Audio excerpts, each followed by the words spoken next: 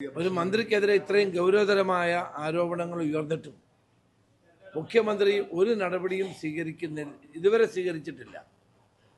ഇത് വ്യക്തിപരമായ ഒരു കാര്യമോ കുടുംബകാര്യമായി മാത്രം നമുക്കതിനെ കുറച്ച് കാണാൻ കഴിയില്ല. കാരണം ഇതിനകത്ത് ഗാർഹിക പീഡനം ഉൾപ്പെടെ യുവതിയെ മർദ്ദിക്കൽ ഉൾപ്പെടെ ഉള്ള ധാരാളം കാര്യങ്ങൾ ഇതിനകത്ത് ഇൻവോൾവാണ്. അപ്പോൾ മുഖ്യമന്ത്രിയുടെ ശ്രദ്ധയിൽ ഇക്കാര്യം പെട്ടിട്ടും 48 മണിക്കൂർ കഴിഞ്ഞിട്ടും ഇതിലൊന്നും ഒരു നടപടി സ്വീകരിച്ചിട്ടില്ല.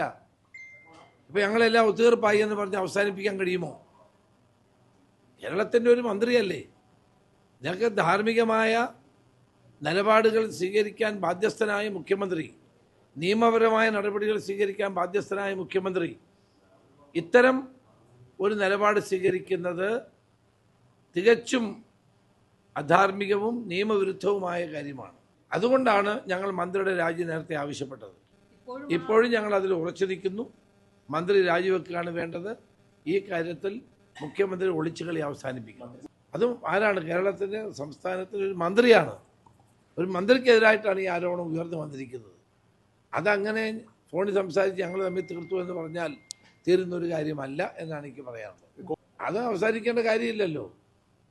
ഇത്രയും വലിയൊരു ഗുരുതരമായ തെറ്റ് ചെയ്തിട്ട് 112 വിളിച്ചു പറഞ്ഞ് സ്ത്രീ വിളിച്ചു പറഞ്ഞിട്ട് പോലീസ് വന്നു. പക്ഷേ പോലീസ് അപ്പോൾ അവിടെ തിരിച്ചു പോയി. അപ്പോൾ പോലീസിന് തിരിച്ചു പോകാൻ ആര് പറഞ്ഞു?